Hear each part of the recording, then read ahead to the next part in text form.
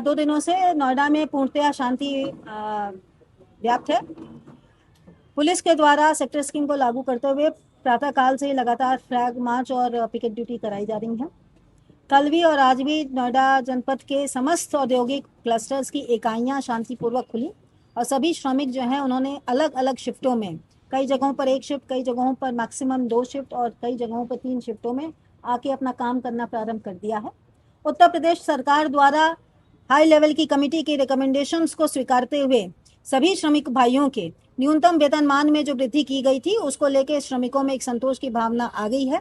साथ ही साथ उत्तर प्रदेश सरकार द्वारा श्रमिकों की संभावनाओं को देखते हुए, उनकी भावनाओं को देखते हुए और उनके विभिन्न परिस्थितियों को ध्यान में रखते हुए एक वेज बोर्ड के गठन का भी निर्णय लिया गया था, जिसे कि परसों ही सभी श्रमिक भाइयों को अलग अलग माध्यमों से सूचित करा दिया गया था। इसके बाद ही वो पीसफुली काम पर लौटे हैं। आज भी जनपद में सभी सेक्टर्स में शांति व्याप्त है, काम चल रहा है, श्रमिक आ रहे हैं और जा रहे हैं।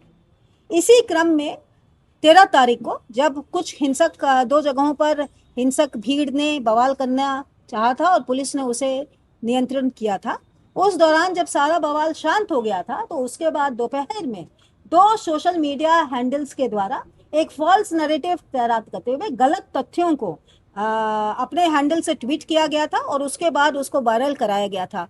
मौके से ही वापस लौट रहे श्रमिकों के पुनः उत्तेजना में आने और उनके द्वारा पुलिस के साथ दोबारा से मोर्चा संभालने की दिशा में एक मजदूर के हाथ से ही इसकी जो सूचना प्राप्त होने पर इसको तत्काल वेरीफाई कराया गया था और उसमें पुलिस की गलत फायरिंग, पुलिस ने फायरिंग की और कुछ लोगों की मृत्यु हुई, ऐसे गलत तथ्य डालकर मजदूरों को उकसाने की दिशा में महत्वपूर्ण रोल अदा किया गया था। ऐसी दशा में इन 2 एक्स हैंडल्स के खिलाफ में थाना सेक्टर 20 में 2 मुकदमे 13 तारीख को ही लिखे गए थे और उसके बाद विवेचना को आगे बढ़ाया गया था।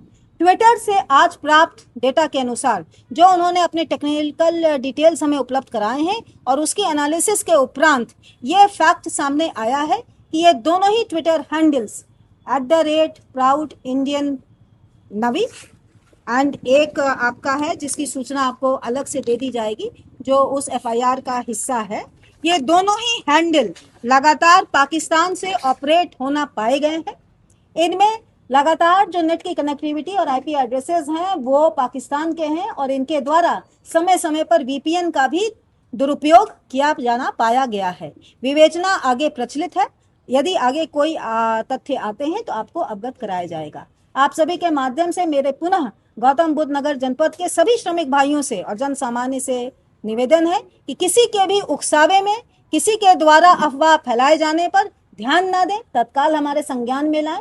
यह शांति प्रिय जिला रहा है और यहाँ पर उद्योग धंधों के साथ साथ आम सामान्य जनजीवन भी अच्छा फल और फलीभूत हुआ है। ऐसी दशा में इस जनपद की कानून व्यवस्था को बनाए रखने में हमारा सहयोग दें।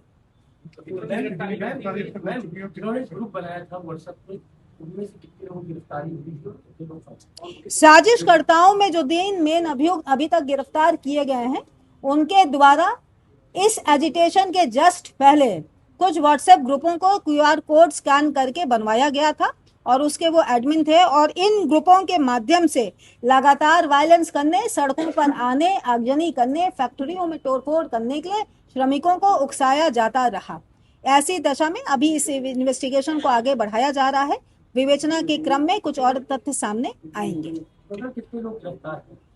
अब तक कुल 13 मुकदमे दर्ज किए जा चुके हैं, जिसमें फर्जी सोशल मीडिया अकाउंट्स अथवा गलत भ्रामक सूचना देने वाले सोशल मीडिया अकाउंट्स अथवा उत्तेजना फैलाने के लिए व्हाट्सएप ग्रुप बनाए जाने की दशा में लिखे गए मुकदमे भी सम्मिलित हैं और इन सभी मुकदमों में अब तक 62 लोगों की अलग अलग धाराओं में अरेस्टिंग की जा चुकी है। इसमें मेन कॉन्स्पिरेटर्स इंक्लूडेड हैं। आगजनी करने वाले कुछ तत्वों में से 9 लोगों को आइडेंटिफाई करके उनको गिरफ्तार किया जा चुका है तथा अन्य ऐसे लोग हैं जो ना कि किसी ऑर्गेनाइजेशन मतलब किसी फैक्ट्री के मैनेजमेंट में थे, ना लेबर थे कहीं पर, बल्कि आउटसाइडर्स थे। ऐसे अन्य लोगों की गिरफ्तारी सुनिश्चित की गई है।